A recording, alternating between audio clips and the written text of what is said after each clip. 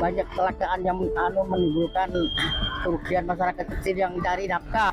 Kemarin ada ibu-ibu jatuh juga, kepleset, aduh naik motor, perempuan nyampak. Kemarin yang baru terjadi itu tukang es tuntung itu ya, es kacang, nah rubuh, gerbaknya hancur, dagangannya tumpah. Jalan ini kira-kira 2 bulan lah. 2 bulan lebih ya? Iya, dibongkar, pasang, timbul lagi, bongkar, pasang lagi, itulah. Dari musim panas debu, bila itu musim hujan dia becek.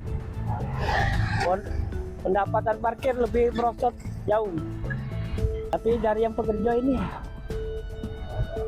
belum ada pergerakan. Nah itu dia masalahnya. Dari situlah lebih cepat, lebih bagus, jalan lancar, parkir lancar.